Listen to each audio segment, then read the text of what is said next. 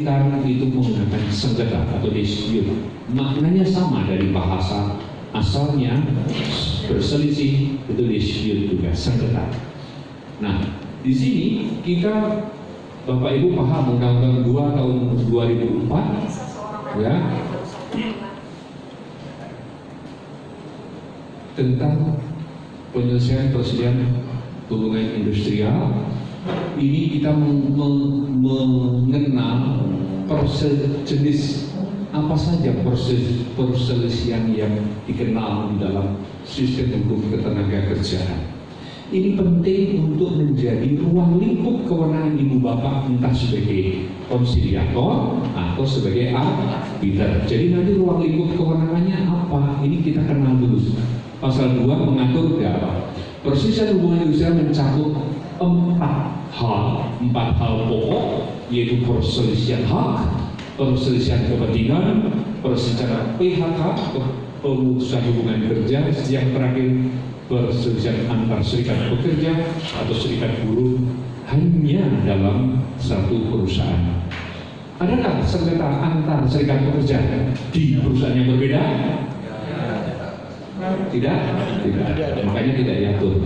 Kemudian ini terkait dengan forum rei atau media penyelesaian, entah di luar pengadilan yang disebut non-litigation, non-litigasi, ya, tapi bukan extrajudicial, ya, tapi non-litigasi. Di luar pengadilan itu menggunakan mekanisme alternatif penyelesaian sengketa APS. APS ini dasarnya Undang-Undang Nomor 30 Tahun 1999.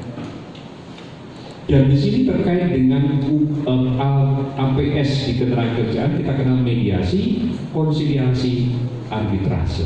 Dan di forum ini saya sungguh berbahagia berhadapan dan dapat berinteraksi, berdinamika dengan Ibu Bapak semua dalam konteks terkait dengan fungsi konsiliasi dan arbitrase sebagai konsiliator dan arbiter. Nah, jadi ini dua ini ya. Sedangkan mediasi saya singgung saja, data-datanya ini kalian bagian dari APS ya. Di luar ya, mediator diatur ini, ya, ini nanti terbaca ya Bapak Ibu. Kemudian dihubungkan, ini sudah kami update pasca putusan MK nomor dan seterusnya, pasalnya hubungannya dengan undang-undang tentang PPHI ya. Nah, kemudian yang kedua dan ketiga ini penting bagi Bapak Ibu. Konsiliator berarti menyangkut subjek, orang, pelaku.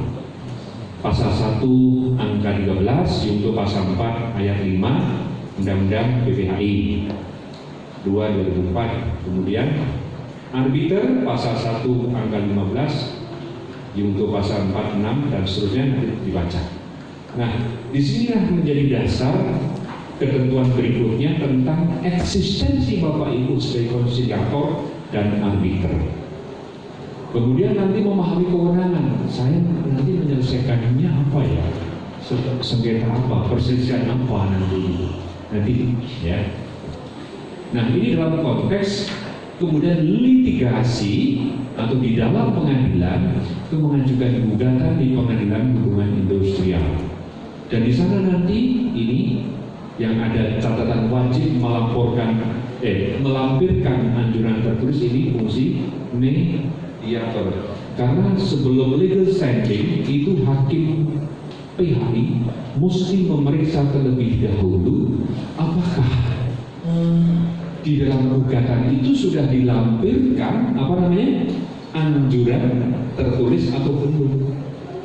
Ada, saya menemui sebagai pemilah di Mahkamah Agung, di pengadilan PHI Jakarta Pusat maupun yang ibu kota provinsi, rata-rata sudah memahami apabila dan sudah normal apabila di dalam gugatan tidak dilampirkan anjuran tertulis dari mediator pada dinas atau tenaga kerja ya, ketenagakerjaan kota atau kabupaten atau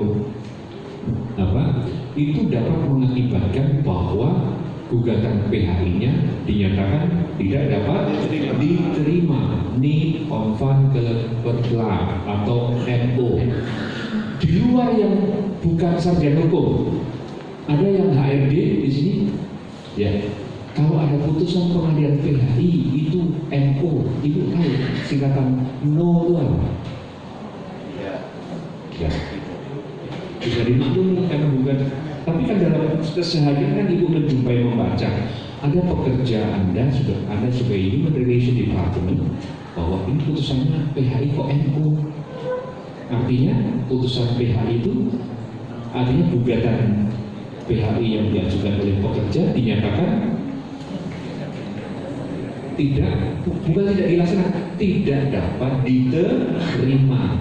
NO singkatan dari N itu need itu tidak, on van ke itu menyatakan pernyataan, on van ke le.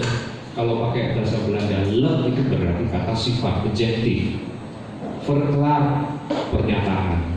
Jadi hakim membuat pernyataan bahwa gugatan PHI-nya yang diajukan oleh pekerja terhadap pengusaha dinyatakan tidak dapat diterima.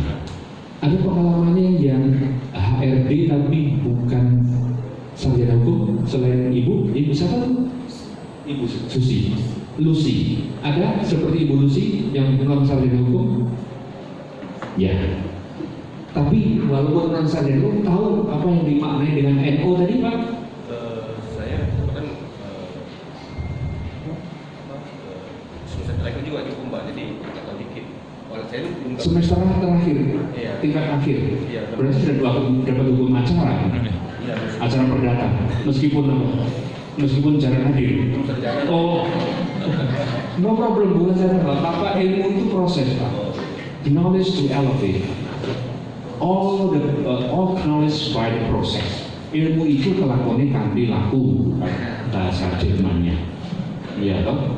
Ilmu itu kelakuannya kanthi laku.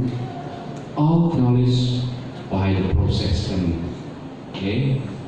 Need on van ke verklaar. Bapak sudah dapat nilai hukum acara perdata? Belum, masih perdata aja, Pak. Belum, semester terakhir kok B+. Ya, gitu. Tapi tetap harus belajar. Bagaimana? NO? Oh, nanti ya. Nanti ada efeknya loh, momennya. Belum. Saya kalau masih awal ditanya, takut dulu dah nanti. Saya menakutkan dulu aja daripada di Anda. Baik. Jadi nanti sebelum adanya putusan ini, Bapak